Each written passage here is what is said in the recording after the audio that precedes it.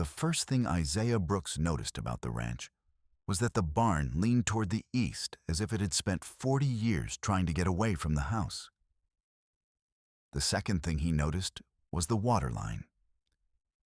It ran across the barn's gray boards almost 4 feet above the ground, a muddy scar left by some long-ago flood. The mark continued along the tool shed, the fence posts, and the trunks of the cottonwoods bordering the southern pasture. Everything below it had darkened with age. Everything above it had been bleached by Mississippi heat. Isaiah stood beside his pickup with the deed folded in his back pocket and watched thunderheads gather over the delta. He had driven 8 hours from Fort Campbell without stopping except for gas. His duffel bag was still in the truck bed. So were 3 plastic storage bins containing everything he had kept after 12 years in the Army. Uniforms he would never wear again, medical manuals he could not bring himself to throw away, and photographs he rarely looked at. The ranch was supposed to be temporary. Inspect it, sign the papers, sell the land. That was the entire plan. Then he saw the county notice nailed to the front gate. Property subject to emergency acquisition review. Below those words, in smaller print, was the name Crane Delta Development Authority. Isaiah read the page twice. A black SUV appeared on the gravel road before he had finished. It moved slowly, raising a pale cloud behind it, then stopped on the other side of the gate. A woman stepped out wearing a cream-colored suit that did not belong anywhere near mud. She was in her late 50s, silver-haired, composed, and followed by a younger man carrying a leather portfolio. "Mr. Brooks?" she called. Isaiah did not answer immediately. The woman smiled as though silence were something she had encountered and defeated many times. "I'm Mayor Evelyn Crane. Welcome to Bellwether County." She opened the gate without asking permission. Isaiah watched her walk toward him. Her shoes sank slightly into the gravel, but her expression never changed. "My office tried reaching you," she said. "Your father's attorney told us you would arrive today." "My father didn't have an attorney. He had one near the end." Isaiah looked at the man with the portfolio. The man avoided his eyes. Crane stopped a few feet away and extended her hand. Isaiah shook it once. "I'm sorry for your loss," she said. "My father and I weren't close. So, I understand." Something about the answer made Isaiah's shoulders tighten. Crane glanced toward the barn. "This property has been a source of concern for years. Unsafe structures, unmanaged drainage, abandoned livestock equipment. Your father refused inspections, refused remediation, and refused every purchase offer made to him. He owned the land." "Yes, he did." The mayor's voice remained warm, but warmth was not kindness. Isaiah had spent enough time around senior officers to recognize practiced calm. Crane's gaze shifted to the clouds. "We're entering a dangerous weather cycle. The river is already high. This area could receive 10 inches of rain over the next several days." Isaiah looked toward the southern pasture. The grass there had grown the waist high around a rusted cattle chute. "What does that have to do with the notice?" "The county is building a flood control corridor.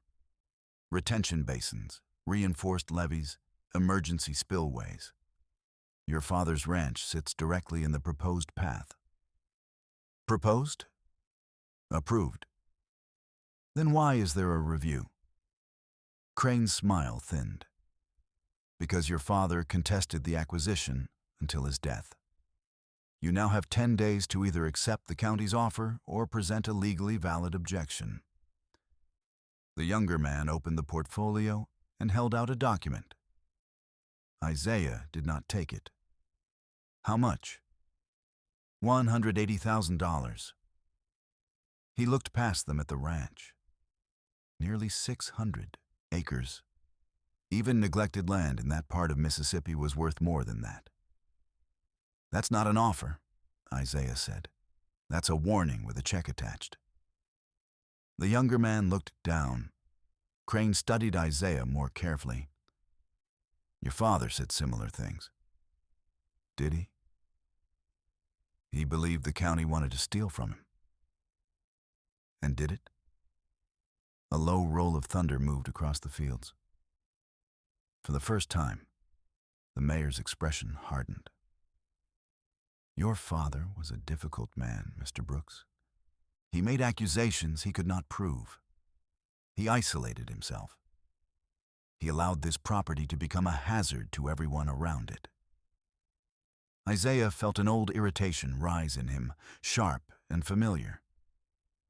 It was not loyalty to his father. Loyalty required a relationship, and Isaiah had not spoken to Amos Brooks in 11 years. But he knew the tone people used when they wanted to turn resistance into instability.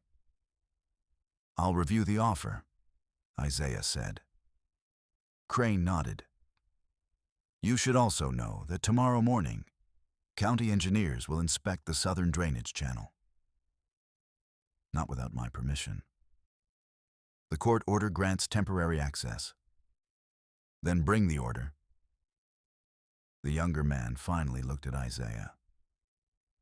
Crane gave a small sigh. "I hoped this could be easy." "So did I." Rain began tapping against the barn roof. Crane turned toward the SUV, then stopped. "Your father spent the last years of his life digging into things he did not understand. Please don't repeat that mistake." She walked away before Isaiah could ask what she meant. The SUV disappeared down the road just as the rain became steady. Isaiah stood alone in the yard, listening to water strike dry earth. Then something shifted beneath the barn. It was not loud. A dull, hollow sound, like a heavy object dropping somewhere underground. Isaiah stared at the leaning structure. The barn doors moved in the wind. Behind him, lightning flashed over the delta. For the first time since receiving the deed, he wondered whether his father had left him land or evidence. The farmhouse had no electricity.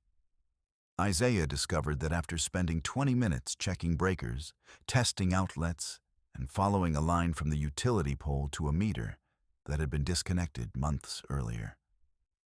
The water worked, though barely. Brown liquid coughed from the kitchen faucet before running clear enough to wash his hands. The house smelled of dust, cedar, and old coffee. Nothing had been packed. His father's boots stood beside the back door. A denim jacket hung from a nail. A chipped mug sat upside down beside the sink, as if Amos Brooks had stepped outside one morning and simply failed to return. Isaiah found the bedroom at the end of a narrow hallway. The bed was made. On the nightstand sat a framed photograph of Isaiah at age 19 in his first Army uniform. He picked it up. The picture had been taken at the bus station in Memphis. His mother had cried. His father had stood 10 feet away, arms crossed, jaw tight. Amos had not hugged him goodbye. He had only said, "Don't let them teach you that following orders is the same as being right." At 19, Isaiah had thought the sentence was another criticism. At 38, he was no longer certain. He set the photograph down. In the closet, he found rain gear, work shirts, and a wooden box filled with receipts. Most were for diesel, concrete, PVC pipe, survey flags, and batteries. The purchases stretched across 6 years. His father had been building something, or repairing something. Isaiah carried the box into the kitchen and spread the receipts across the table. Several came from a hardware store in Greenwood. Others were from a supplier in Greenville that sold commercial pumps and drainage equipment. The largest purchase was for $12,000 worth of reinforced culvert pipe, paid in cash. Isaiah stared at the receipt. His father had lived on disability and a small cattle lease. $12,000 in cash did not fit. A truck engine approached outside. Isaiah reached automatically toward the place on his belt where a sidearm had once rested. The habit irritated him. He stepped onto the porch. An old red Ford pickup stopped beside his truck. The driver's door opened, and a woman climbed out wearing rubber boots, jeans, and a green county emergency management jacket. She was tall, broad-shouldered, and carried a cardboard box against one hip. "Isaiah Brooks?" she asked. "Depends." "On what?" "Who's asking?" The woman smiled. "Nadine Ellis. Your father called me stubborn, nosy, and an enemy of peace and quiet. That sounds like him." "It should. He said it every Thursday for 7 years. She came up the steps and held out the box. "Food, batteries, flashlights, a weather radio. Your power's been disconnected." I noticed. "I also brought bolt cutters." "That part sounds less neighborly." "It is?" She looked toward the barn. Isaiah followed her gaze. "You knew him well?" he asked. "Better than most. Not as well as I thought." "What does that mean?" "It means Amos left me 3 voicemail messages the night before he died, and I didn't answer because I was working a tornado drill at the elementary school." The rain struck the porch roof harder. "How did he die?"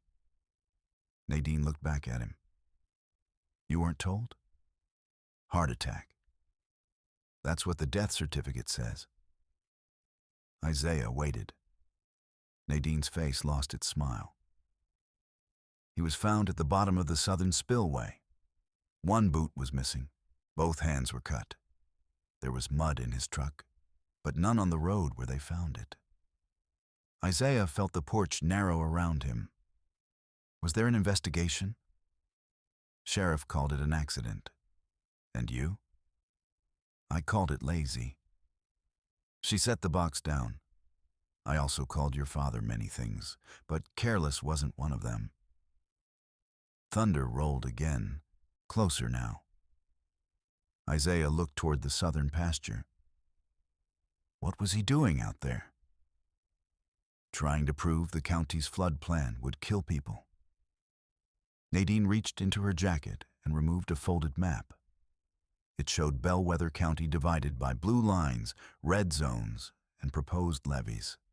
She spread it across the porch railing. The mayor's project protects the industrial park, the new casino road, and about 20,000 acres owned by 3 agricultural companies, she said. To do that, the plan redirects overflow south and west.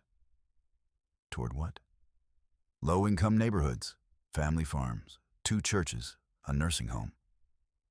Isaiah studied the map. And this ranch. This ranch first. The blue channel cut directly through Amos's property. Why would my father matter? Because he knew the old water system. What old water system? Nadine looked at the barn again. That's what he was trying to show me. She lifted the bolt cutters.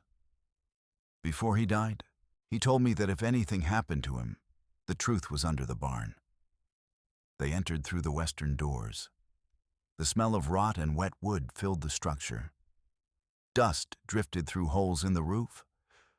Rusted hooks hung from beams overhead, and 3 empty horse stalls lined the northern wall. The floor was packed earth, except for a rectangular section of poured concrete near the center.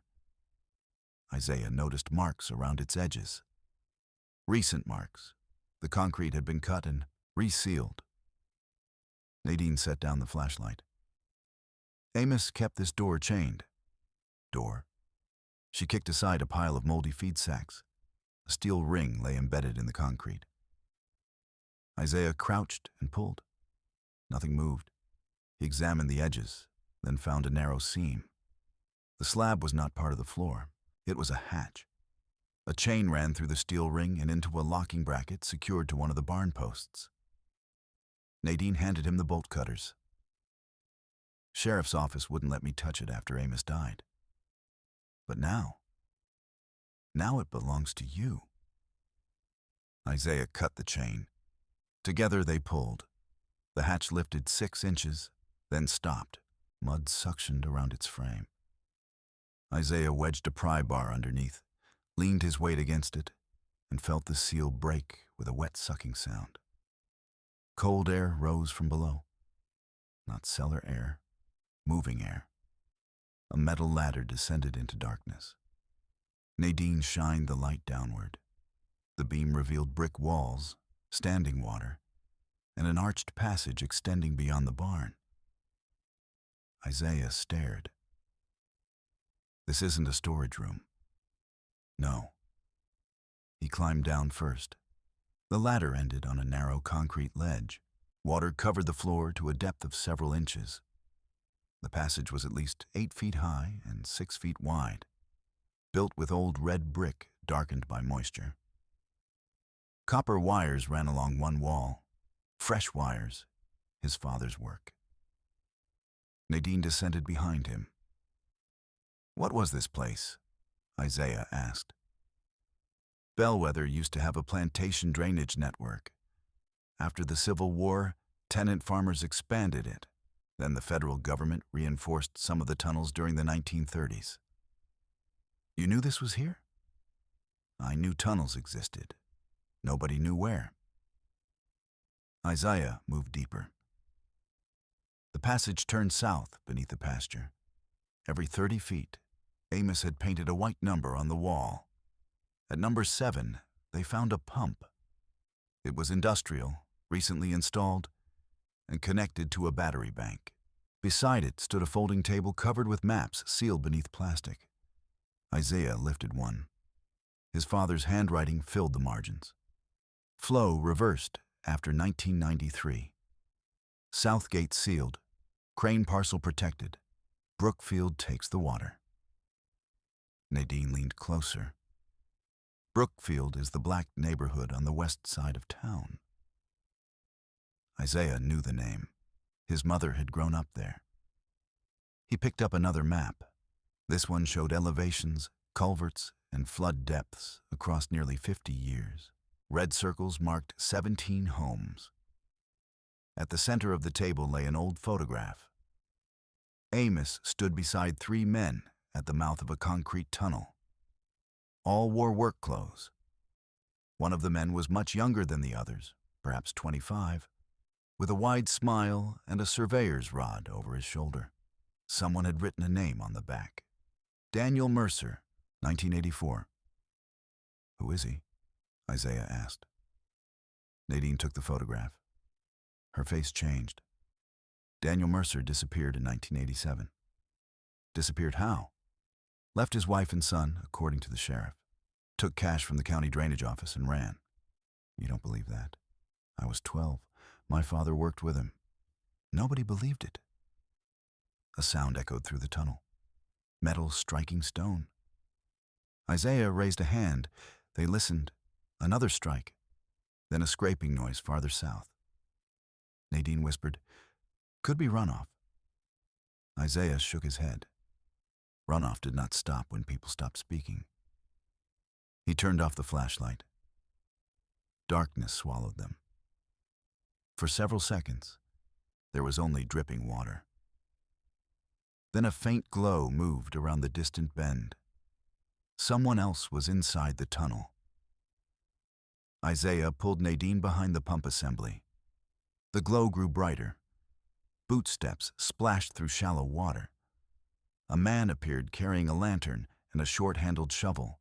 He wore a yellow raincoat and a baseball cap pulled low. He stopped at the table.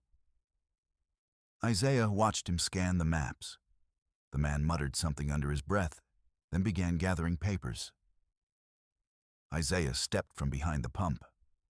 "Leave them." The man spun. The lantern fell, struck the brick, and went out. He ran. Isaiah followed. His boots slipped twice on the wet floor, but the man ahead was slower. At the next turn, Isaiah caught the back of the raincoat. The fabric tore. The man swung the shovel. Isaiah ducked, drove his shoulder forward, and struck him in the ribs. Both men slammed into the wall. The shovel dropped. The man shoved away and reached into his pocket. Isaiah caught his wrist. A folding knife flashed. Training returned before thought. Isaiah twisted the wrist, drove the man to his knees, and forced the knife into the water. "Who sent you?" The man grunted. Isaiah pushed harder. "Who sent you?" A beam of light approached behind them. Nadine arrived with the flashlight. The man's cap had fallen away. She stared at him. "Roy?" Isaiah looked down. The man was in his 60s, balding with a thin gray mustache and a face marked by years of outdoor work. "You know him?" Isaiah asked. "Roy Danner, County Road Supervisor." Roy looked at Nadine with panic in his eyes. "You need to get out," he said. "Why?" "The South Channel's backing up." "Who sent you for the maps?" "Nobody."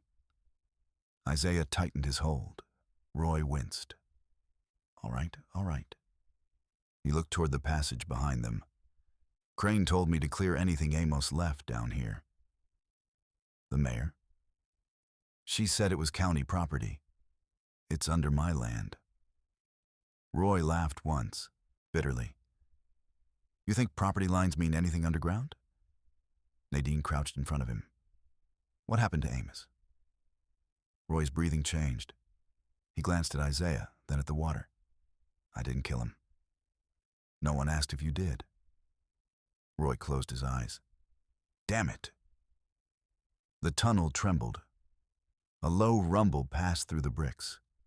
Water surged around their ankles, suddenly colder and faster. Roy's eyes opened. "We have to move." Isaiah released him. "What is that?" "Upstream gate."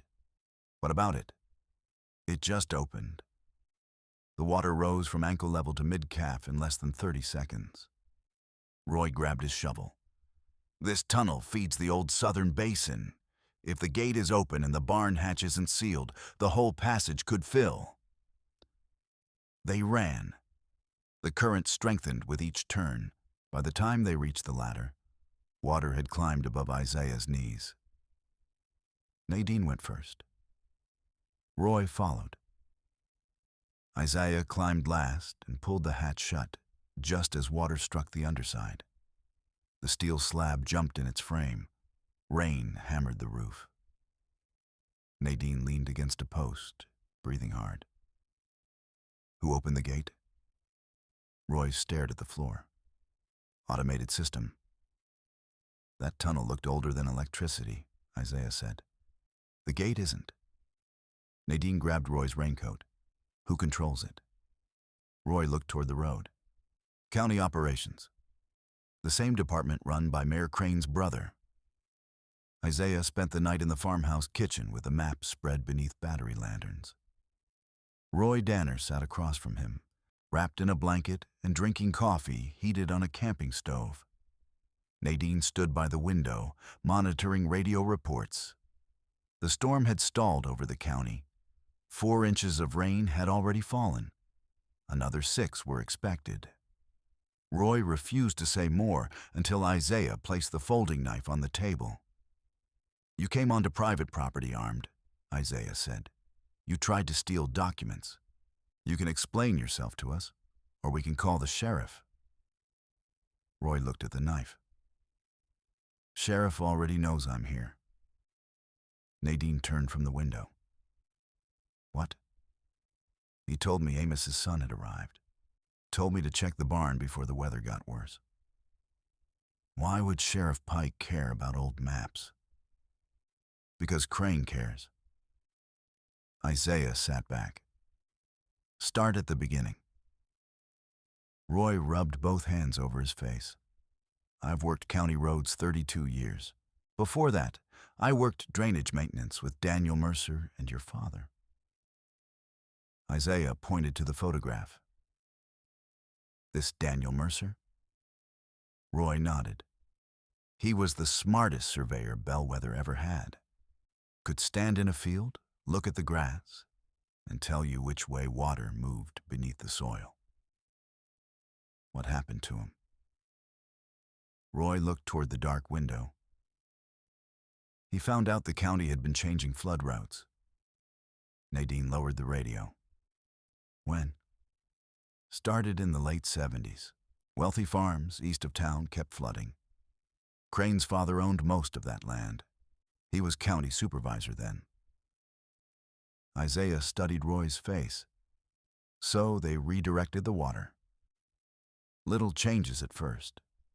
A culvert closed here, a ditch deep in there. Then they sealed the southern gate and forced overflow toward Brookfield and the smaller farms. My father knew.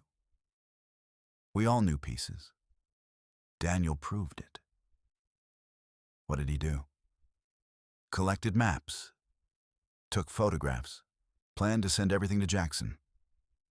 And then he disappeared. Roy nodded. Rain rattled the windows. Isaiah asked, "Did my father help him?" Amos begged him to wait. Said they needed more proof. That doesn't answer me. Roy's eyes filled with shame. Your father was supposed to meet Daniel at the tunnel entrance. He never showed. Why? Crane's father threatened your family. Isaiah felt the room go still. What threat? Roy looked at Nadine, then back at Isaiah. They knew your mother was pregnant. Isaiah said nothing. They told Amos that if Daniel talked, county inspectors would condemn the Brooks house, the bank would call the farm loan, and your mother would lose her job at the clinic, maybe worse. So my father abandoned him? Yes. The word struck harder than Isaiah expected. Roy continued quietly. Daniel entered the tunnel alone. Nobody saw him again. And the stolen money? Planted story. By whom? The sheriff back then. Pike's father. Nadine cursed under her breath. Isaiah looked down at his hands. His father had spent years warning him about obedience, compromise, and fear. Isaiah had believed those lectures came from arrogance. Maybe they had come from guilt. What changed? He asked. Why did Amos start digging again? Because the new flood project makes the old scheme permanent, Roy said. Once they build those levees, every major storm will push water into Brookfield. Crane knows it. Nadine placed a finger on the map. The nursing home sits here? Roy nodded. So do 400 houses. Isaiah studied the blue lines. Why would the state approve this? Reports say the Western Basin is natural overflow territory. Based on whose data? Roy gave a humorless smile. Daniel's. They forged his work. They used his name for 40 years. A crack of thunder shook the house. Nadine's radio came alive. All emergency units, be advised. Red River levee gauge has exceeded warning stage. Voluntary evacuation issued for Brookfield, Cypress Row, and County Road 12. She raised the volume. The dispatcher continued. County shelter opening at Bellwether High School. Residents should avoid southbound travel due to standing water. Nadine grabbed her jacket. I need to report. Isaiah pointed to the maps. Tell people the flood route is manipulated. With what proof? A handful of notes and a trespassing road supervisor? Roy flinched. Nadine looked apologetic but did not take the words back. Isaiah examined the largest map again. His father had marked several tunnels in red. One line ran beneath the ranch, crossed county land, and ended near an abandoned pumping station at the river. What's this? Roy leaned forward. Old relief channel. Does it work? Not anymore. Could it? Roy hesitated. Maybe. Nadine looked between them. What are you thinking? If the county opened the upstream gate, water is already entering the tunnel. Where does it go? Toward the sealed south gate, Roy said. And when it reaches it? It backs into the western basin. Brookfield? Yes. Isaiah traced the red line. But if this relief channel opened? Roy's face tightened. It would divert part of the flow toward the old river basin.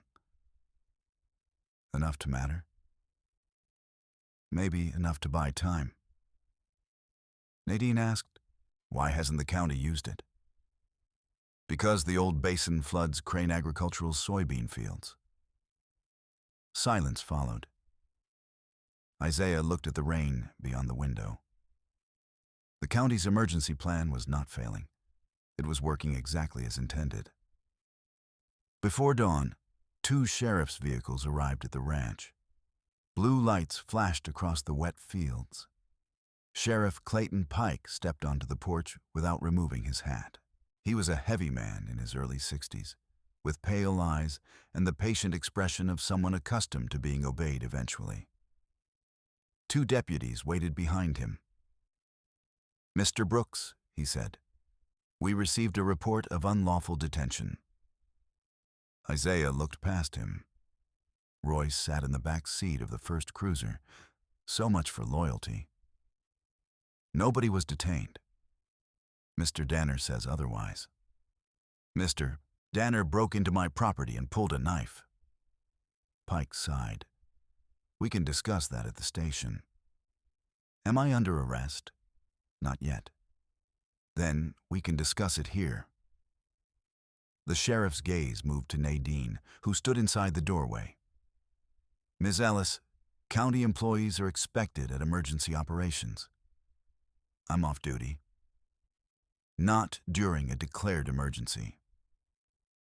I've already reported by radio. Pike removed a folded paper from his coat. Temporary evacuation order. This property sits inside a high-risk flood zone. You both need to leave. Isaiah took the paper. The ink was fresh. You issued this when? 20 minutes ago. Convenient. Necessary. Did Mayor Crane send you? Pike's eyes sharpened. The mayor doesn't direct law enforcement. No. She just tells road supervisors to steal maps. One deputy shifted. Pike remained still. Mr. Brooks, grief can make people search for enemies. I've been here less than a day. I already found plenty. The sheriff lowered his voice. Your father became consumed by conspiracy. It cost him his health, his friendships, and eventually his life. Walk away before it costs you too. Isaiah studied him. Was your father sheriff when Daniel Mercer disappeared? Pike's face gave him the answer. Nadine stepped onto the porch. We found Mercer's records. The sheriff turned toward her. You found old drainage papers in an unsafe tunnel. That is not evidence of a crime. We never said where we found them. For the first time, Pike lost control of his expression. Only for a second. Then it returned. Deputies, he said, secure the barn. Isaiah stepped between them and the stairs. Bring a warrant. The evacuation order gives us authority to inspect hazardous structures. It gives you authority to evacuate people, not evidence. Pike's voice became quiet. Do not make this harder. Isaiah knew that sentence. He had heard it from armed men at checkpoints, from officers during investigations, from administrators explaining why rules apply differently depending on rank. Do not make this harder usually meant surrender before anyone had to reveal what they were willing to do. Isaiah folded the evacuation order and placed it in the sheriff's coat pocket. Get off my land. For a moment, no one moved. Then a siren sounded in the distance. Not a police siren, a flood warning. Nadine's radio erupted with overlapping voices. Brookfield units, water rising on Carter Street.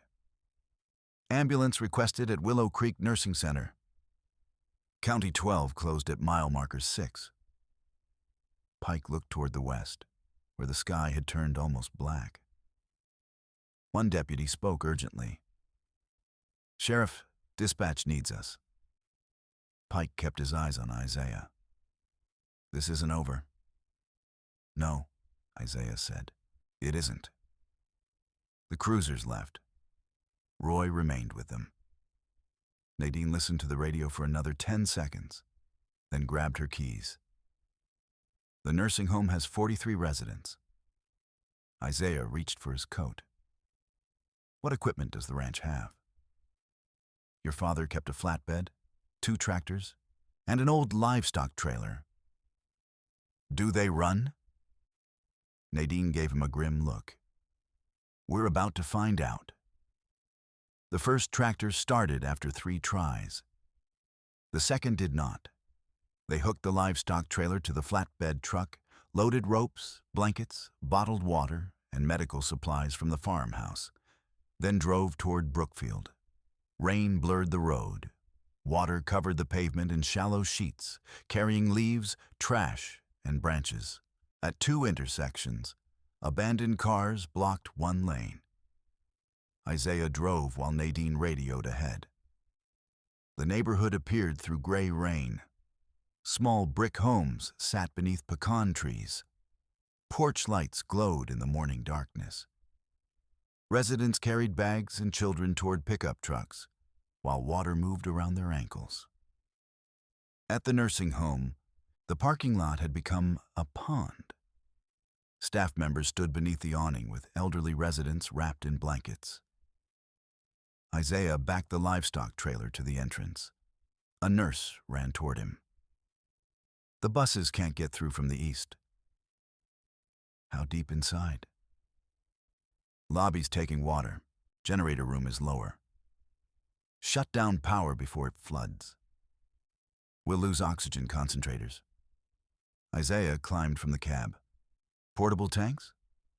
"Not enough." He opened the medical supply bin. "What's your highest dependency count?" The nurse stared at him. "I was an Army medic," he said. "Tell me what you have." Her posture changed immediately. 4 oxygen dependent, 2 feeding tubes, 1 dialysis patient, 6 non-ambulatory. Move the oxygen patients first. Keep everyone elevated. We can run concentrators from vehicle inverters if necessary. Nadine organized volunteers while Isaiah entered the building. Water covered the lobby floor. He moved room to room, assessing patients, calming families, and assigning priorities. The familiar rhythm returned to him. Observe, decide, act. No room for memory. No space for hesitation. An elderly man in room 14 refused to leave without his wife's photograph. "It's on the dresser," he said. Blue frame. Water was already rising beneath the bed. Isaiah found the picture and placed it inside the man's coat. "You keep it dry." The man gripped his wrist. "You Amos's boy?" Isaiah paused. "Yes." "Knew it. Same eyes when you're angry." "Did you know my father?" "Everybody knew Amos. Not everybody liked him." The old man smiled faintly. "Liking a man and trusting him ain't the same thing. What did you trust him with?" The man's expression faded. "Water." Before Isaiah could ask more, a staff member called for help. The generator had failed. They loaded the last patients into the trailer and drove toward the high school shelter. Halfway there, the western bridge disappeared beneath the current. A deputy blocked the road with his cruiser. "Turn around," he shouted. "There's no other route," Nadine called. County opened the East Levee Service Road. Roy had said the east route protected Crane's farms. Isaiah leaned from the truck window. "Is the service road clear?" "Supposed to be." Supposed to be was not good enough, but the nursing home residents could not wait. They turned east. The service road ran along the top of a levee between flooded woods and wide soybean fields. The fields on the eastern side remained strangely dry. Isaiah noticed fresh earth along the levee wall. New construction. Nadine saw it too. They raised this side last month to keep water out and push it west. They drove another mile. Then the road ahead collapsed. The truck stopped 10 feet from the break. Beyond it, water poured through a gap in the levee, tearing soil away. Nadine cursed. The trailer swayed behind them. Isaiah checked the mirrors. Turning around on the narrow road would be difficult. A black pickup appeared on the far side of the break. Mayor Crane stepped out beneath an umbrella held by an aide. Even in the storm, she looked composed. She surveyed the damage, then noticed Isaiah's truck. For several seconds, they faced each other across the rushing gap. Crane lifted a radio. Minutes later, Isaiah's phone rang. "Unknown number," he answered. "You need to reverse immediately," Crane said. "I have nursing home residents in the trailer. Emergency crews are approaching from your side. No one's behind us. They will be."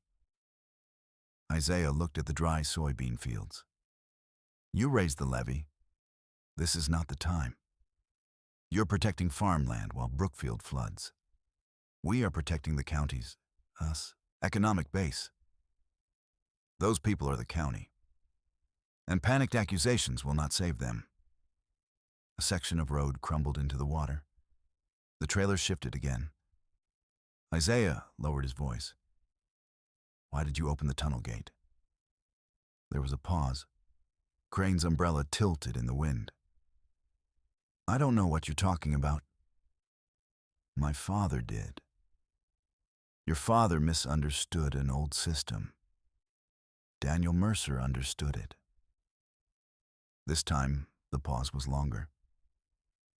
When Crane spoke again, her voice had changed. "Take the county offer, Mr. Brooks." "Why?"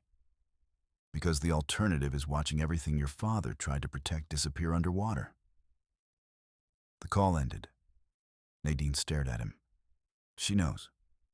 "Yes."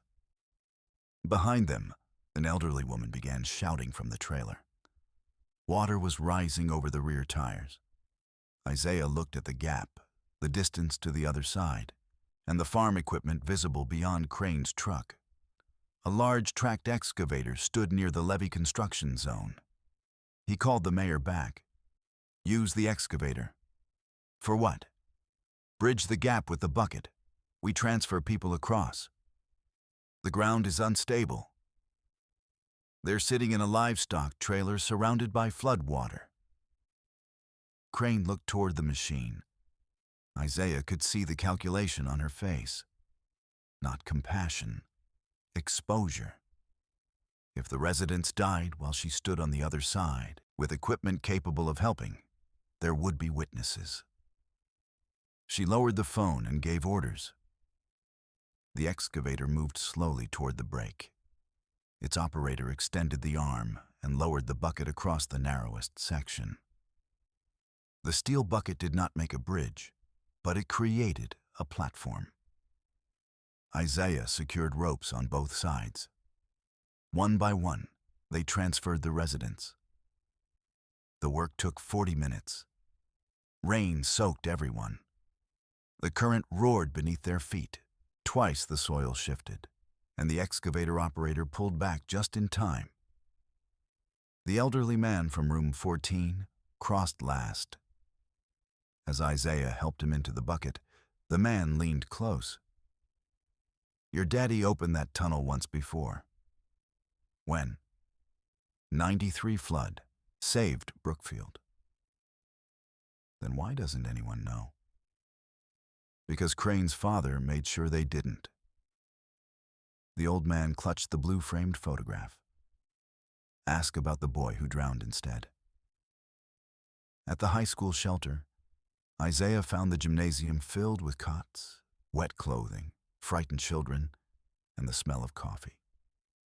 Volunteers directed families toward registration tables. A local television crew had arrived. The reporter stood near the entrance, interviewing Mayor Crane, who described the levee collapse as an unprecedented natural event.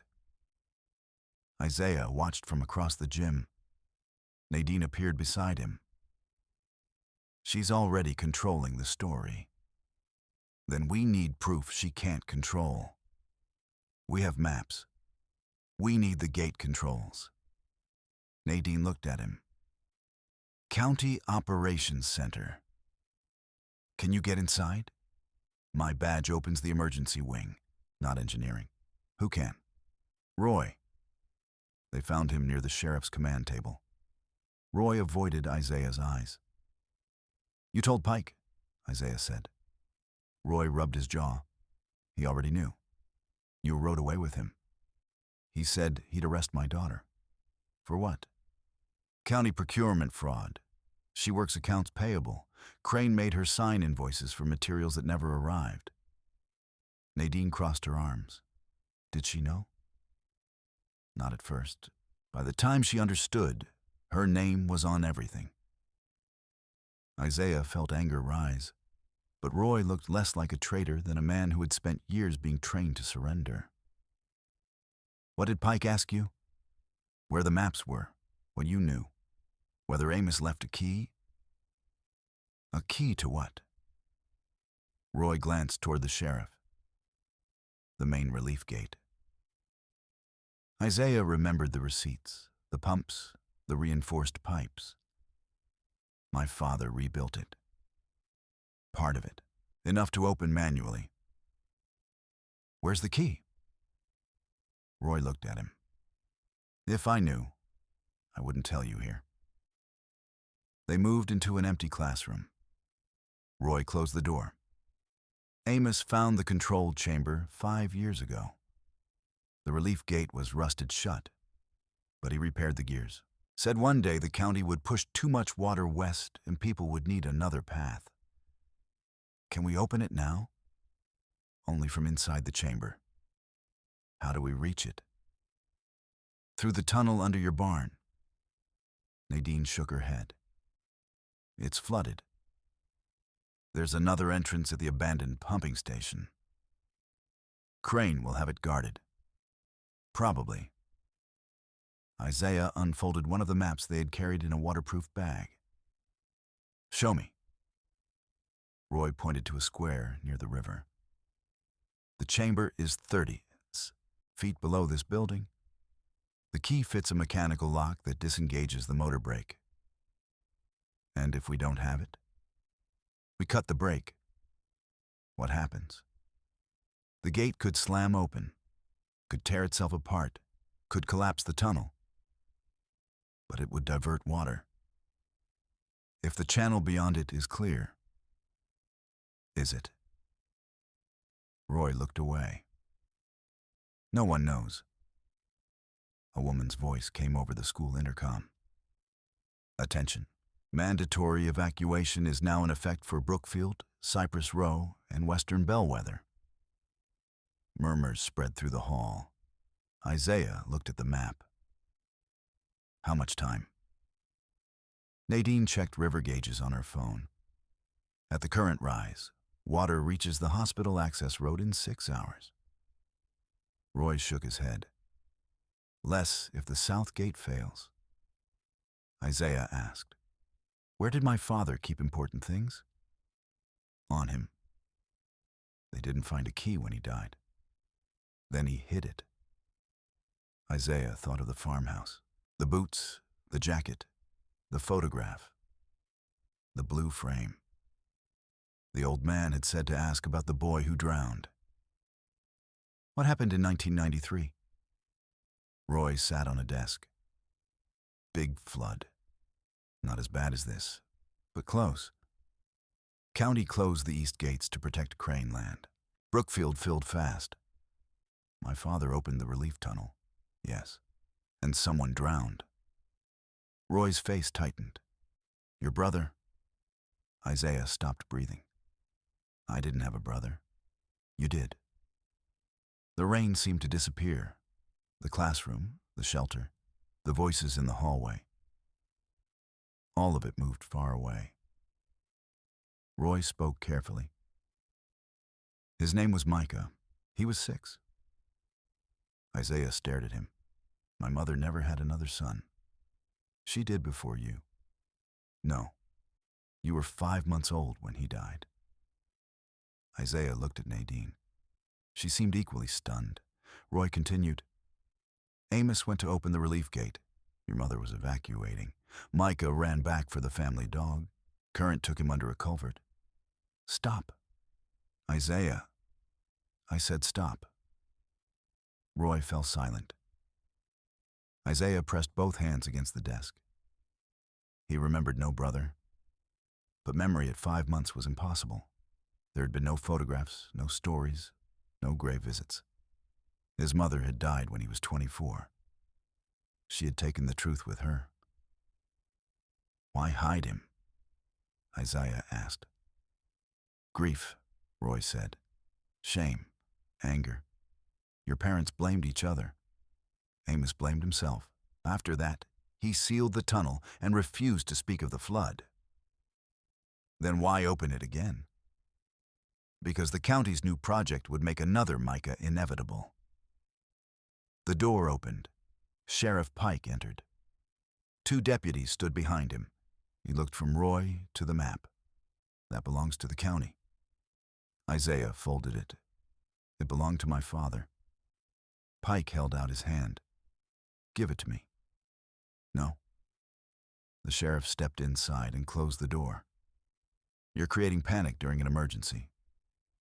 People are already standing in a flooded gym.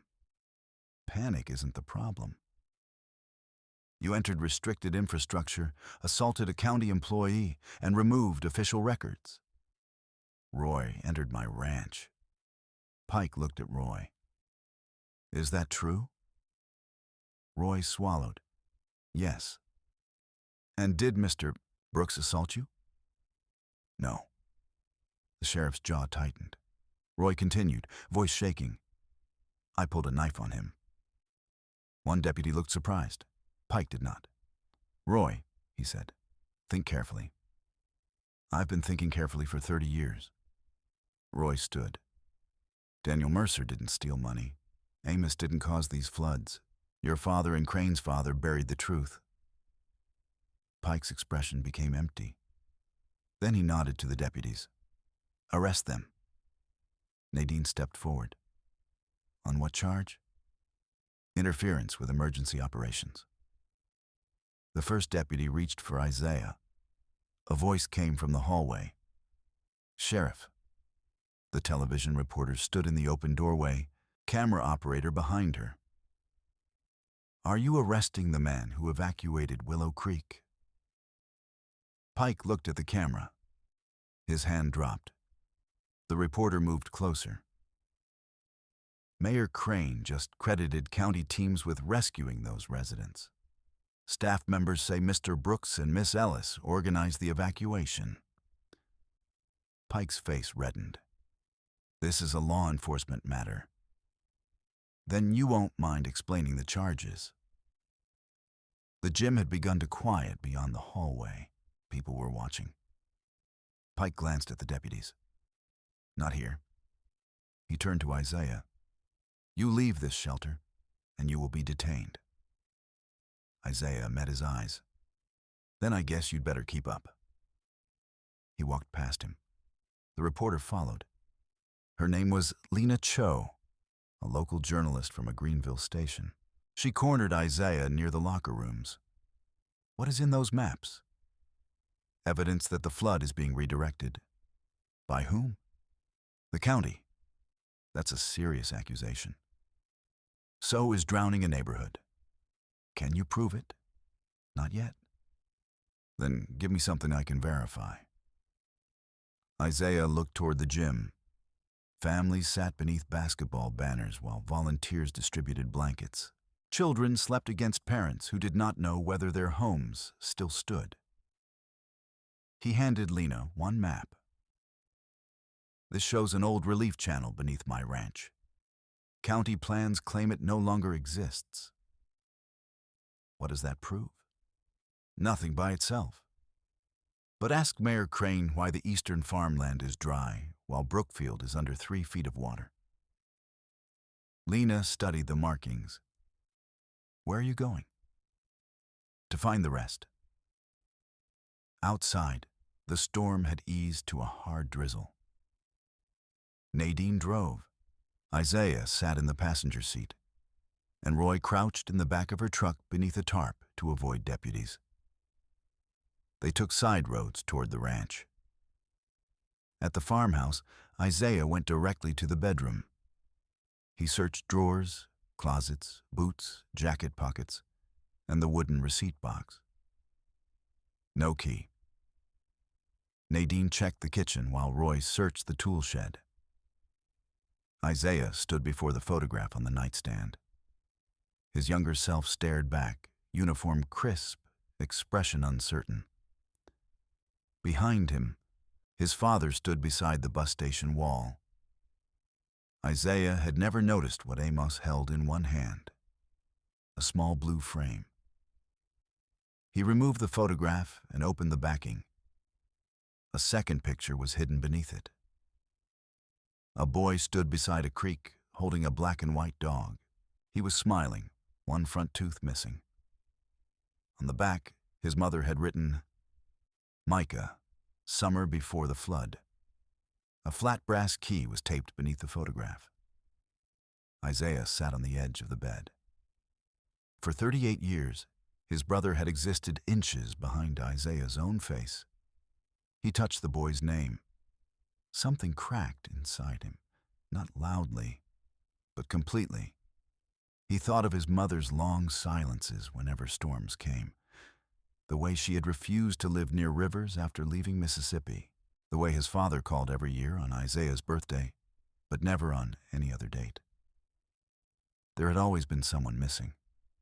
Isaiah had simply never known the shape of the absence. Nadine appeared in the doorway. She saw the photograph and stopped. Is that him? Isaiah nodded. She sat beside him. For a while, neither spoke. Then she said, Your father showed me this room once.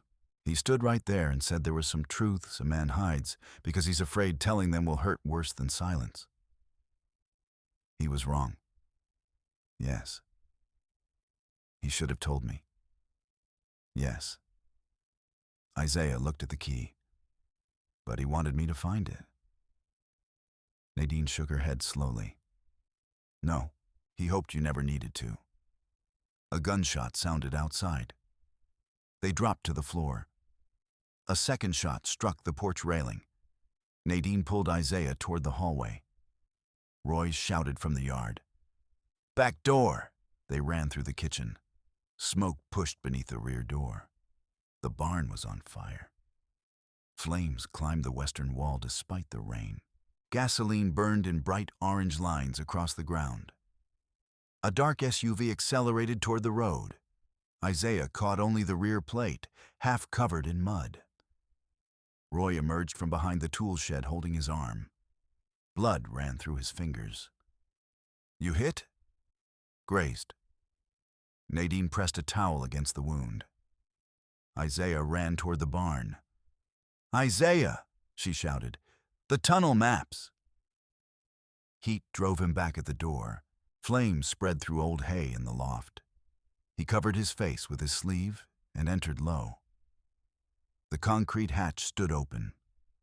Someone had removed the replacement chain. Water below reflected firelight. The maps and pump table were already gone. A support beam cracked overhead. Isaiah climbed down. Smoke poured into the tunnel. The water had dropped from knee-deep to ankle-deep, which meant the upstream gate had closed. On the wall near the ladder, fresh black paint covered his father's markings. Someone was erasing the route. Isaiah moved to the pump station. The table had been overturned, but beneath it he found a metal case wedged between bricks. He pulled it free. The case was locked. Above him, the barn groaned. Nadine shouted his name. Isaiah climbed. The moment he cleared the hatch, part of the roof collapsed. They dragged the metal case into the rain as the barn burned behind them. The fire department arrived 20 minutes later. Sheriff Pike arrived first. He walked across the yard while firefighters unrolled hoses. "What happened?" he asked. Isaiah held the brass key in one pocket and the metal case beneath his arm. "You tell me." Pike glanced at Roy's bandaged arm. "Anyone see the shooter?" "Black SUV?" Nadine said. "Half the county drives black SUVs. Mayor Crane does." Pike looked at her. "Be careful." "Is that advice or a threat?" He ignored the question. A deputy approached and whispered something. The sheriff turned toward Isaiah. "We found a gas can near the fence with Roy Danner's fingerprints." Roy stared. "That's impossible." Pike nodded toward the deputy. "Take him." Nadine blocked the path. He was shot. He also had motive to destroy county records and blame the mayor. Roy's face collapsed with realization. "They set me up." Pike said nothing. Isaiah held up the metal case. "Then I assume you'll want this entered into evidence." The sheriff's eyes fixed on it. For the first time, fear appeared. Only a flicker. But Isaiah saw it. Pike reached out. Isaiah pulled the case back. "On second thought, I'll keep it. That may contain stolen county property. Get a warrant." "Mr. Brooks." A camera light came on near the gate. Lena Cho stepped from a news van. Sheriff Pike lowered his hand. Isaiah almost smiled. Almost. The county hospital lost road access at noon.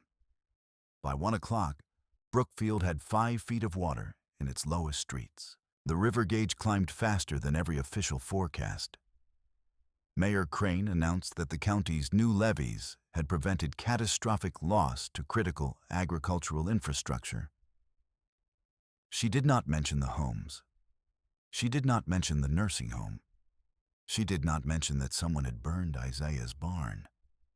Inside the farmhouse, Nadine cleaned Roy's wound while Isaiah worked on the metal case. The lock resisted bolt cutters. He finally opened it with an angle grinder from the tool shed. Inside were 6 waterproof folders, 3 cassette tapes, a ledger, and a sealed plastic bag containing a human tooth. Nadine stared. What in God's name? Isaiah opened the first folder. It contained Daniel Mercer's original surveys. Each page bore his signature and county seal. Red pencil marks showed the historical water channels before they were altered. The second folder held revised maps submitted 2 years after his disappearance. The signature was nearly identical. Nearly. Roy examined them. Forgery. The third folder contained photographs of county crews sealing culverts near Brookfield. The fourth held bank records showing payments from Crane Agricultural Holdings to the former sheriff, the county supervisor, and 2 engineers. The fifth contained copies of letters Amos had written to federal agencies. Most were returned. One had a handwritten note from a state official. Insufficient evidence. Matter previously reviewed. The final folder held a confession, not Amos's. Roy read the signature aloud. Walter Pike, Sheriff Clayton Pike's father. The confession was dated 2004, but never notarized. It described a confrontation at the pumping station in October 1987.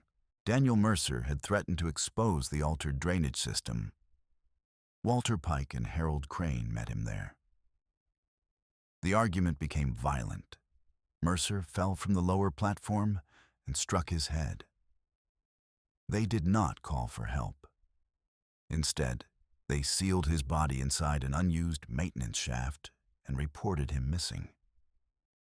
Nadine covered her mouth. Isaiah read the last paragraph twice. Amos Brooks knows where Mercer lies. He helped close the shaft after we threatened his family. He has carried the guilt ever since. Roy sat down heavily. So that's why Amos kept digging. Isaiah looked at the tooth in the plastic bag. He found the body, or part of it. The ledger listed dates, gate changes, flood levels, and property acquisitions made after families were forced to sell damaged land. Crane-affiliated companies had purchased hundreds of acres after every major flood.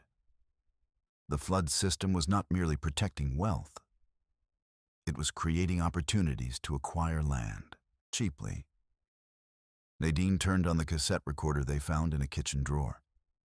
Static filled the room. Then Amos Brooks spoke. His voice was deeper than Isaiah remembered. If you're hearing this, then I failed to finish what Daniel started. Isaiah stood motionless. I told myself I stayed silent to protect my family. That was a lie. I stayed silent because I was afraid. Fear can wear 1,000 respectable faces. It can call itself duty. It can call itself patience. It can even call itself love. The tape hissed. In 1993, I opened the relief gate to save Brookfield. The water changed direction faster than predicted. My son Micah died before I returned home. After that, I believed silence was punishment enough. Isaiah closed his eyes. It wasn't. Silence punished everyone else. Amos coughed.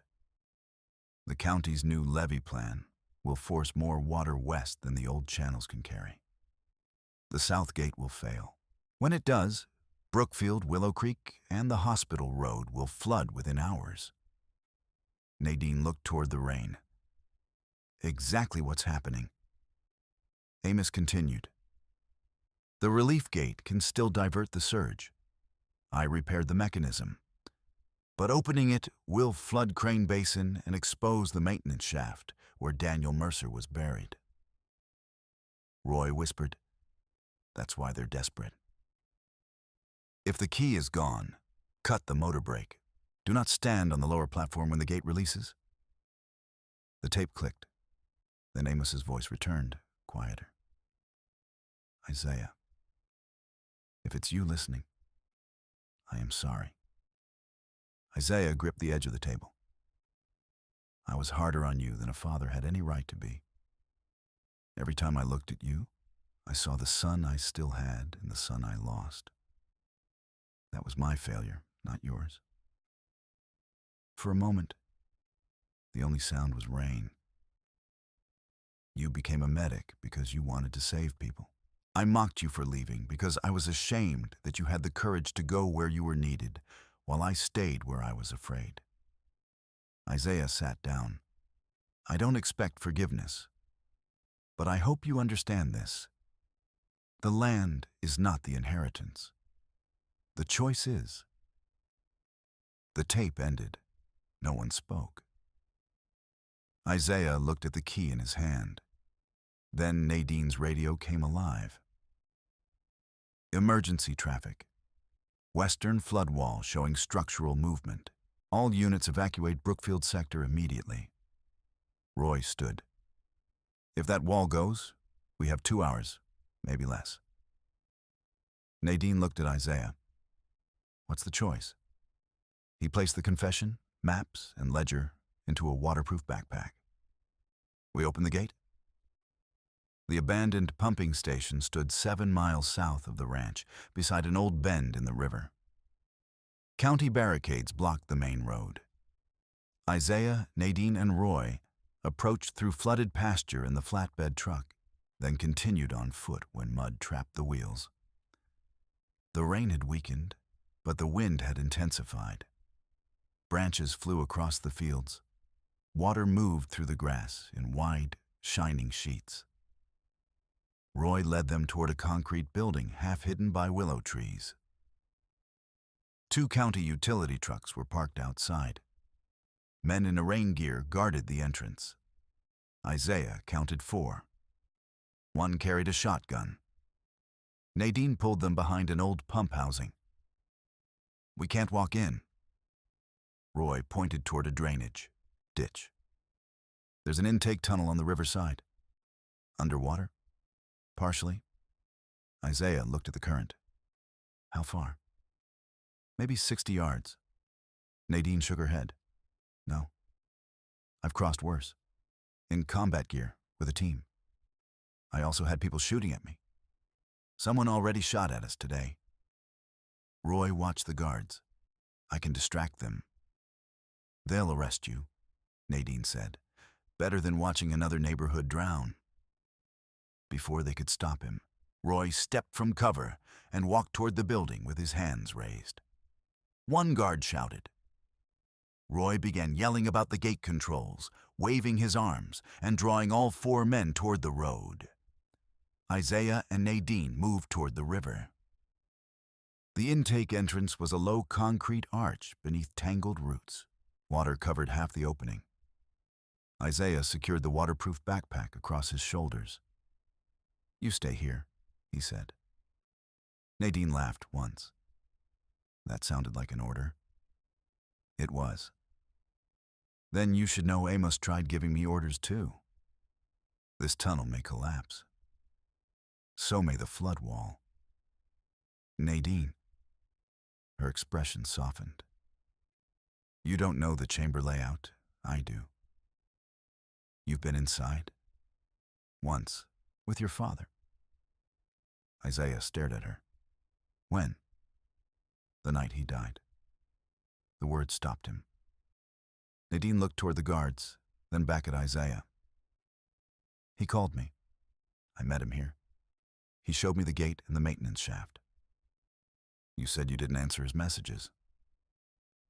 "I didn't answer the last 3. What happened before them?" "He wanted me to take the evidence public. I told him we needed legal review, chain of custody, verification." "Why didn't you tell me?" "Because I left before he did. He was alive when I drove away." Isaiah's jaw tightened. "You knew about Daniel's body." "I knew Amos believed it was there. We didn't open the shaft." "You knew my father was in danger." "Yes." "And you said nothing." "I was afraid the county would destroy the evidence." "So you let them call his death an accident." "I tried to get an investigation. Quietly." Nadine flinched. Isaiah understood then that silence had not belonged only to Amos. It had spread through the town like flood water, entering every low place. Nadine removed her emergency jacket. "You can hate me after we save them." She entered the tunnel. Isaiah followed. The water was chest-deep and freezing. They moved against the current, gripping rusted rails along the wall. Debris struck their legs. Twice Nadine lost her footing, and Isaiah caught her. The passage rose after 50 yards. They emerged into a circular chamber beneath the pumping station. A steel staircase spiraled upward. Old pipes crossed the walls. At the center stood a massive gear assembly connected to a horizontal gate. Red warning lights flashed on a modern control panel. Roy had been right. The old mechanism had been fitted with electric motors. Isaiah climbed to the platform. The brass key fit a slot beside the brake wheel. He turned it. Nothing happened. Nadine checked the panel. "Power lockout. Can you bypass it?" "Maybe." She opened the cabinet. Wires had been cut, not damaged. Cut deliberately. A voice echoed from the stairs. "You should have taken the offer." Mayor Crane stood on the upper platform. Sheriff Pike stood beside her, holding a pistol. 2 guards blocked the exit. Isaiah moved between Nadine and the sheriff. Crane descended several steps. Her suit was gone. She wore dark, waterproof clothing and rubber boots. Without the public polish, she looked older and more tired. You burned the barn, Isaiah said. No. Your people did. My people tried to recover county property? By shooting Roy? Pike answered. Roy panicked. Crane glanced at him. It was brief, but Isaiah saw tension between them. Where's the evidence? She asked. Safe. Nothing is safe in this county tonight. Then let us open the gate. Crane looked toward the mechanism. You think that saves Brookfield? My father did. Your father was wrong. He was right about the levees. Yes. The admission surprised everyone. Even Pike turned toward her. Crane continued down the stairs. The flood corridor does redirect water. It was designed to. Toward people who had less power. Toward the only basin wide enough to absorb a major event. The Crane Basin is wider. It contains 40% of the county's tax-producing farmland, the rail depot, and the processing plant. So, you chose which people could afford to drown. I chose which part of Bellwether could recover. Isaiah felt anger harden into something colder. You bought flooded land through shell companies. My father did. You continued. I consolidated properties to build the levee system. You profited. Yes. The honesty was almost more disturbing than denial. Crane gripped the railing. You came here yesterday and decided this was simple.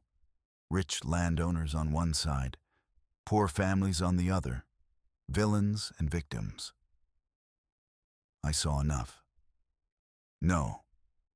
You saw a town surviving with no federal investment, no new industry, and a river that changes its mind every decade. My father made cruel choices. I inherited the consequences. So did I. Her eyes moved to the key. If you open that gate, the Eastern Basin floods. Hundreds of millions in crops and equipment disappear. The processing plant may close. Thousands lose work. If I don't, people lose homes. Maybe lives. And the hospital. Isaiah paused. Crane pointed to the map board on the wall. The old relief channel runs beneath the hospital's backup access road. Amos's repairs were incomplete. If the gate opens fully, the tunnel roof may collapse and take the road with it. Nadine stepped closer to the controls. Or it may hold. Crane nodded. That is the gamble. Pike raised the pistol slightly. There will be no gamble. Crane looked at him. I didn't authorize that. You authorized ending this. I authorized securing the station. Pike's voice hardened. My father's confession is in those files. Crane stared at him. So that's what this is about. He names your father, too. My father is dead. So is mine. And Daniel Mercer. Pike's face twisted. You think exposing bones fixes anything? No, Isaiah said. But hiding them taught everyone here that power never has to answer. Pike aimed the gun directly at him. Put the key down. Nadine glanced at the brake wheel. Isaiah understood her look. The key had disengaged part of the brake, even though the motor lock remained. One hard cut might release it. Crane moved between Pike and Isaiah. Lower the weapon. Step aside. Clayton. My family carried yours for 40 years. Crane's voice became sharp. Your family buried a man? So did Amos Brooks. Isaiah did not deny it. That truth mattered too. Pike stepped down. My father spent the rest of his life drinking himself to death because Crane men gave orders and Brooks men grew consciences afterward. Crane's expression changed. For the first time, Isaiah saw the structure beneath their alliance. Resentment, old debts, mutual blackmail. Pike was not protecting Crane. He was protecting the system that had trapped all of them. A siren blared from the control panel. Nadine looked at the gauge. South wall breach. The needle climbed into red. How long? Isaiah asked. Minutes. Crane stared at the gauge. Pike kept the gun raised. Isaiah spoke to her. You said you chose what Bellwether could recover from. Look at me and choose again. Water hammered somewhere beyond the gate. The chamber shook. Dust fell from the ceiling. Crane looked up toward the guards. Evacuate the building. Pike turned. What? She faced him. Lower the gun. You open that gate and everything comes out. Yes. Your family name is not worth a town. Pike's hand trembled. Then the upper door burst open. Roy Danner charged onto the platform with one of the guards behind him. The guard grabbed Roy's coat. Roy twisted free and slammed into Pike. The gun fired. The shot struck a pipe. Steam exploded across the platform. Everyone moved at once. Isaiah tackled Pike. The pistol skidded beneath the gear assembly. Nadine grabbed a steel maintenance bar and drove it into the motor brake. Crane pulled Roy away from the steam. The chamber shook again. Pike struck Isaiah across the face, then reached for the gun. Isaiah caught his ankle. Pike kicked free. Nadine shouted, Isaiah! The brake casing had cracked but not released. Water roared behind the gate like a train inside the earth.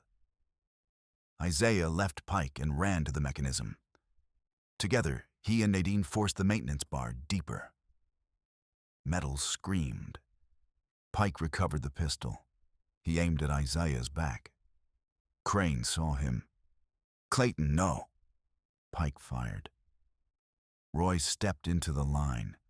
The bullet struck him below the shoulder. He fell against the railing. Isaiah turned. For 1 second, everything stopped. Pike's face showed shock, not remorse.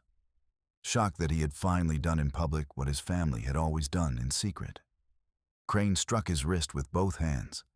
The gun fell through the railing into the water below. The brake snapped. The gate released. The gear wheel spun violently. Isaiah pulled Nadine back as the maintenance bar whipped through the air and shattered against the wall. A thunderous impact rolled through the chamber. The relief gate opened 3 feet. Water exploded into the eastern channel. The entire station lurched. One guard ran for the stairs, the other froze. Nadine crawled toward Roy. Blood spread across his raincoat. Isaiah pressed both hands over the wound. Stay with me. Roy coughed. Did it open? Yes. How far? 3 feet. Needs 5. The gate had jammed. The wheel no longer moved. A red fault light flashed.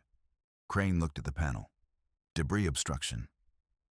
Roy pointed weakly toward the lower platform. Manual. Release. Inside channel. Amos's tape had warned them not to stand there when the gate opened. Isaiah looked over the railing. A narrow catwalk descended beside the rushing water. At its end, a secondary lever sat inches from the gate housing. Nadine followed his gaze. No. 3 feet enough? Roy shook his head. Not for this surge. Isaiah removed his coat. Nadine grabbed his arm. The platform could shear away. I know. You don't have to prove anything to your father. I'm not. He looked at Roy. I'm doing what he should have done the first time.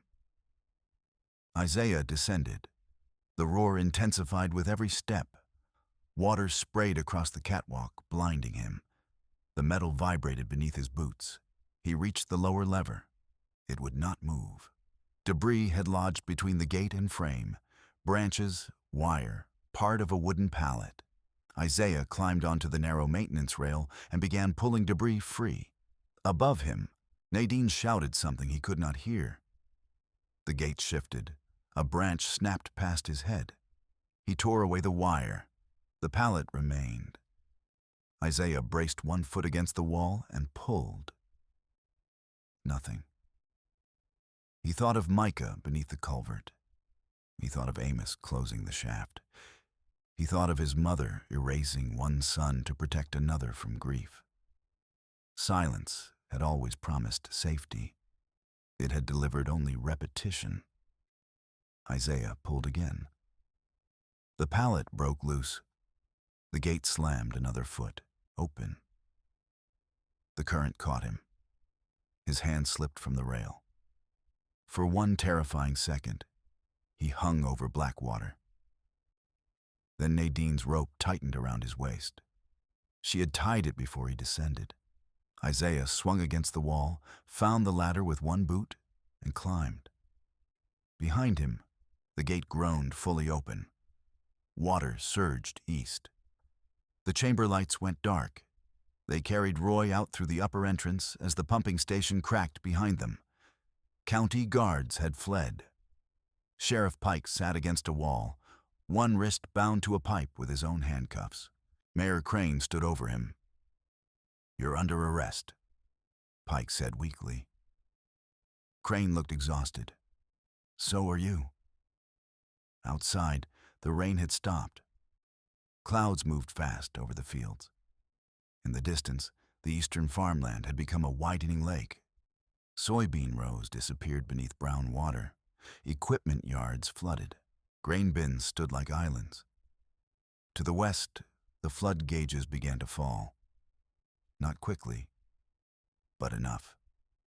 Nadine called for a medical helicopter, then remembered the weather ceiling and requested a rescue boat instead. Isaiah kept pressure on Roy's wound. Roy's face had turned pale. "Don't you die," Isaiah said. Roy managed a weak smile. "That an order?" "Yes." Never been good with those. Within an hour, state emergency teams reached the pumping station. By then, Lena Cho's station had begun broadcasting the drainage maps. The first report showed side-by-side footage. Brookfield underwater, Crane-owned farmland dry behind recently raised levees, and documents bearing Daniel Mercer's forged signature. The second report aired part of Walter Pike's confession. The third showed Sheriff Clayton Pike being transported in handcuffs after 3 county workers gave statements about the barn fire and the order to remove evidence. Mayor Crane held a press conference from the high school shelter. She did not stand behind a podium. She stood on the gym floor among families whose homes had flooded. "For decades," she said, Bellwether County used a drainage system that placed unequal risk on communities with less political and economic power. My family benefited from that system. I defended it. I expanded it.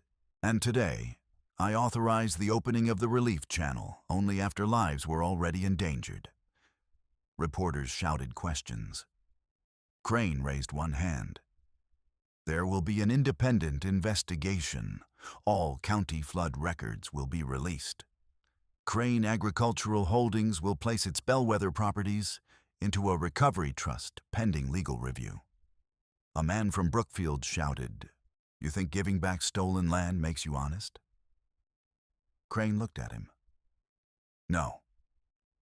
The answer quieted the gym. "It makes honesty overdue." Roy survived surgery. The bullet had missed his lung by less than an inch. He woke 2 days later and immediately asked whether his daughter had been arrested. She had not. State investigators had already confirmed that procurement invoices were altered after she signed them. She agreed to testify about the county's accounting system. Sheriff Pike was charged with attempted murder, obstruction, arson conspiracy, evidence tampering, and several offenses connected to Daniel Mercer's death. The charges against him did not erase his father's crimes. They did, however, end the assumption that the Pike name stood above examination. Crews entered the maintenance shaft beneath the pumping station 3 days after the floodwater receded. They found Daniel Mercer's remains. They also found his survey case, a broken watch, and a sealed metal tube containing copies of the original drainage plans. Daniel had prepared for betrayal. He simply had not prepared for how many people would participate in it. His son, Raymond Mercer, arrived from Ohio to identify personal effects. He was 51 years old, a high school science teacher with his father's eyes. Isaiah met him outside the temporary county command center. For a long moment, neither man knew what to say. Their fathers had been tied together by courage, fear, betrayal, and unfinished work. Raymond finally asked, "Did your father kill mine?" "No." "Did he help hide him?" Isaiah did not look away. "Yes." Raymond closed his eyes. Isaiah waited for anger. It came, but quietly. "My mother died believing he abandoned us," Raymond said. "I'm sorry. Sorry is small. I know." Raymond looked toward the flooded fields. "Your father spent years trying to fix it?" "Yes." "Why didn't he come to us?" "I don't know." But Isaiah did know. Shame made cowards of people long after danger had passed. Raymond studied him. "What are you going to do with the ranch?" "I haven't decided. My father died trying to protect that waterway. My brother died because of it." Raymond nodded slowly. "Then maybe the land belongs to both stories." The flood destroyed 187 homes. It damaged the hospital access road, but the tunnel roof held. Crane Agricultural lost most of its soybean crop, 2 equipment warehouses, and the processing plant's electrical system. The plant closed for 6 months. Hundreds of workers faced layoffs. For a time, people blamed Isaiah. Some said he had sacrificed the county's economy to save a neighborhood that flooded every decade anyway. Others claimed the evidence had been exaggerated by outsiders. A few left threatening messages at the farmhouse. Isaiah kept every message. Not from fear, from habit. Evidence mattered. But Bellwether also changed in quieter ways. Churches from the eastern side of the county sent volunteers to rebuild Brookfield homes. Farmers who had cursed the gate opening brought tractors to clear debris. High school students cataloged decades of flood records. Families compared old property sales and discovered patterns that had shaped the county for generations. The truth did not unite everyone. Truth rarely did. It gave them something harder and more useful. A reality they could no longer pretend not to see. Mayor Crane resigned 2 weeks after the flood. She was not immediately charged, though state and federal investigations continued. Her attorneys advised its silence. Instead, she testified.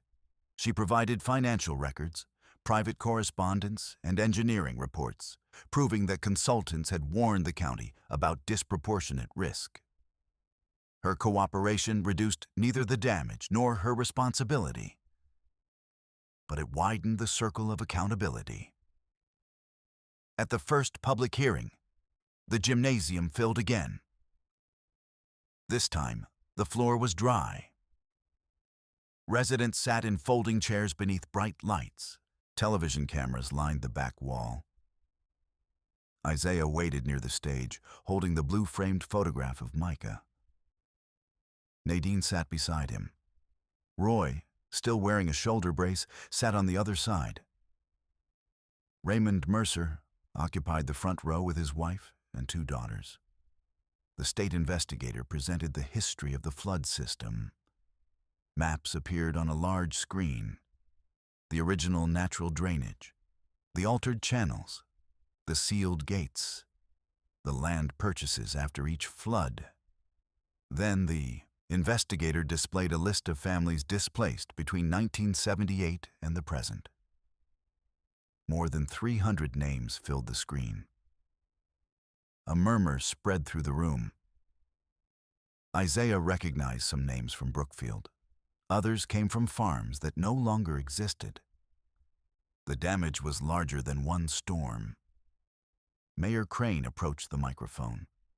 She wore no campaign colors, no polished suit, no jewelry except a plain wedding band. My father taught me that leadership meant deciding who would bear the cost of survival, she said. I believed him. She looked toward the families. I now understand that he was teaching me how to make injustice sound necessary. A woman in the audience began crying. Crane continued. I cannot restore every home, every year, or every life affected by those decisions. I can surrender the assets gained through them. I can testify, and I can refuse to hide behind the claim that I inherited a broken system. Her eyes moved to Isaiah. Inheritance is not innocence. When she sat down, no one applauded. Isaiah respected that. Some truths did not deserve applause. They deserved consequences. Raymond Mercer spoke next. He described growing up without his father, listening to neighbors say Daniel had stolen money and run. He described his mother working 2 jobs, refusing to remarry, and keeping the porch light on every October 17th. Then he placed his father's broken watch on the table. It stopped at 9:14, Raymond said. For my family, bellwether stopped with it. He looked at Isaiah. But someone came back for the truth. Isaiah approached the microphone. He had spoken before military boards, grieving families, and rooms full of medics waiting for instruction.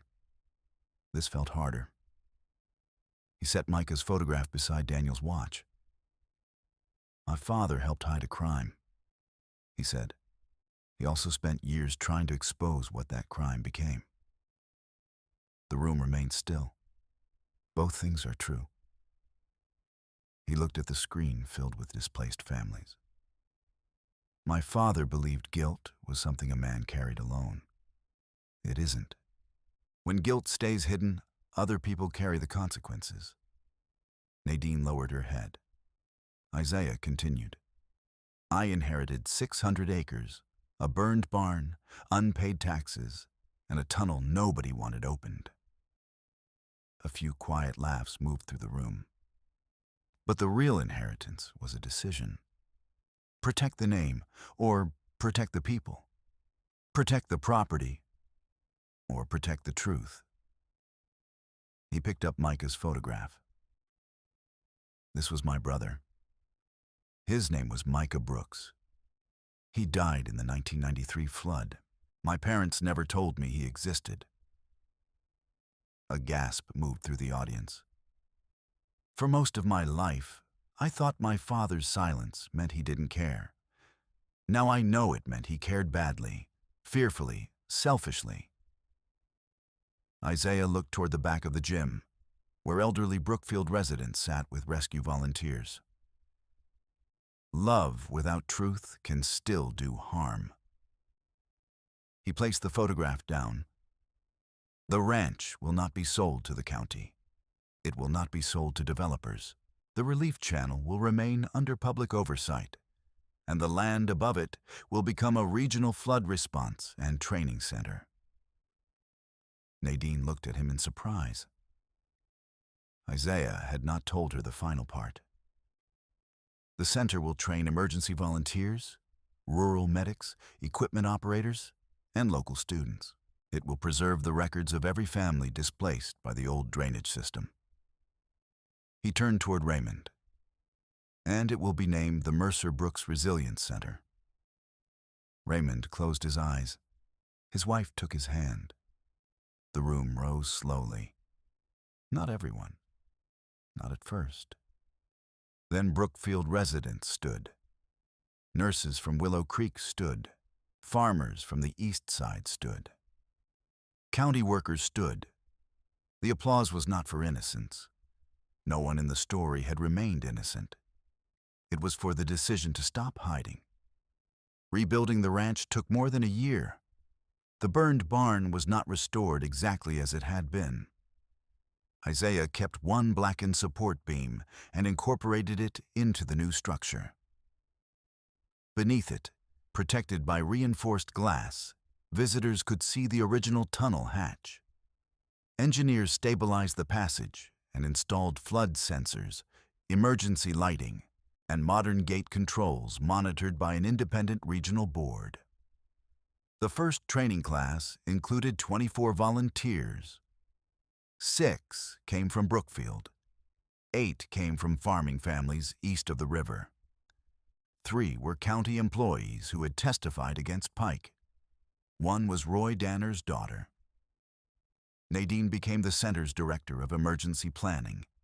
She resisted the title for 3 weeks before Isaiah printed it on her office door. "You enjoy provoking me," she said. "You respond well to pressure." That's not what your father said.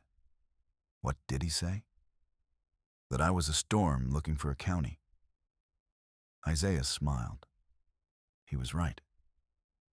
Their friendship changed slowly. Neither rushed it. Both had lived too long with unfinished grief to mistake urgency for trust. They worked late, argued over budgets, trained volunteers in rain, and drove together to communities still waiting on insurance settlements. One evening, after the final workers left, they sat on the farmhouse porch watching the river clouds turn gold.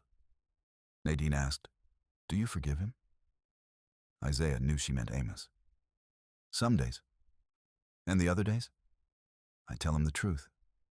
She looked at him. "Out loud. When nobody's around. I'm around. That's different." "How?" Isaiah considered the question. "Maybe it isn't." Nadine waited. He looked toward the new barn. "I forgive the part of him that was afraid. I don't forgive what he did with the fear." That sounds complicated. It is. Probably honest, then. Roy returned to county work after recovering, but not as road supervisor. He became an instructor at the center, teaching drainage history and equipment safety. During his first class, he stood before a group of teenagers and held up a county map.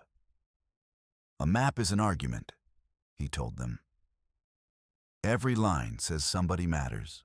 Every blank space says somebody doesn't." He pointed toward the Western Basin. "Your job is to ask who drew the line." Sheriff Pike accepted a plea agreement after 3 former deputies testified against him. He received 22 years in state prison. At sentencing, he apologized to Roy, but not to Isaiah, Nadine, or Daniel Mercer's family. Raymond did not ask for an apology. He asked the judge to order the release of every remaining sealed county record. The judge did. Investigators identified 11 additional fraudulent land transfers. Some properties could not be returned. They had changed hands too many times. Others entered settlement negotiations funded through the Crane Trust and state recovery grants. Evelyn Crane was charged with conspiracy, fraud, and official misconduct. She pleaded guilty to 2 counts and received a prison sentence, partly suspended in exchange for continued cooperation and asset surrender. Before sentencing, she wrote Isaiah a letter. He left it unopened for a month. When he finally read it, he found no request for forgiveness, only an account of every meeting where she had chosen silence. At the end, she wrote, "I once believed protecting Bellwether required deciding whose loss mattered least. You forced me to see that a town built on that decision is already lost." Isaiah placed the letter in the archive. Not because it excused her, because it explained how ordinary language could hide extraordinary harm. The next spring, the county held a memorial beside the pumping station. Daniel Mercer's remains were buried in a family cemetery outside town. A second marker honored Micah Brooks near the restored relief channel. Isaiah had resisted putting his brother's name there. He did not want Micah remembered only as a symbol. Raymond changed his mind. "A name hidden is a second burial," he said. The marker was simple. Micah Amos Brooks, 1987–1993. Beloved son and brother Isaiah stood before it after everyone else left. The river moved quietly beyond the trees. He placed the blue-framed photograph at the base of the stone, then decided against leaving it. Some things belonged in archives. Others belonged close. He carried the photograph back to the ranch. 2 years after the flood, another storm approached Bellwether County. This one was smaller, but old fear returned quickly. Phones rang. Families watched the river.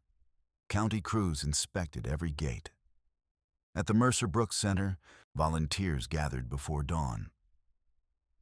Isaiah stood in the operations room as radar glowed across the screens. Nadine reviewed evacuation routes. Roy monitored rainfall reports. Students checked medical kits and generators.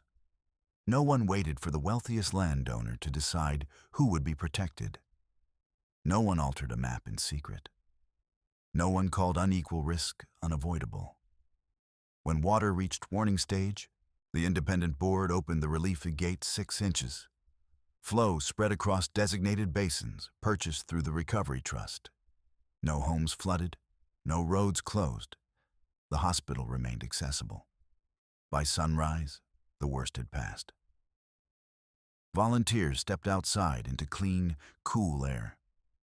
The ranch shone beneath low clouds. New grass covered the fields where floodwater had once carried debris. The rebuilt barn stood straight against the eastern sky. Isaiah walked alone to the center aisle. The blackened support beam rose above him. Beneath the glass floor, the old hatch remained visible. He remembered arriving with a deed in his pocket, planning to sell everything before the land could ask anything of him.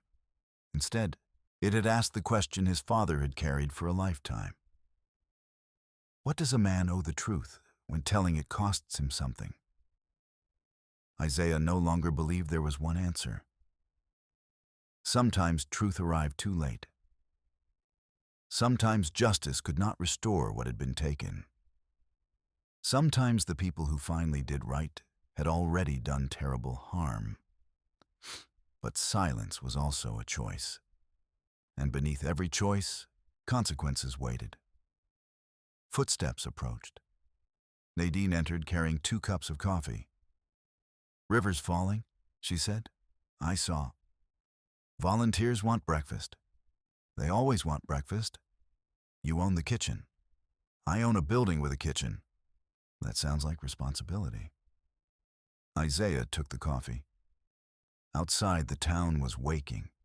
Trucks moved along dry roads. Church bells sounded in Brookfield. Workers crossed the eastern fields, where new crops had been planted under land agreements designed to share both profit and flood risk. Nothing was perfect. Nothing was finished. But nothing important was hidden anymore. Isaiah looked once more at the hatch beneath the barn. Then he turned toward the people waiting outside. The land had not given him a fortune. It had given him a reason to stay.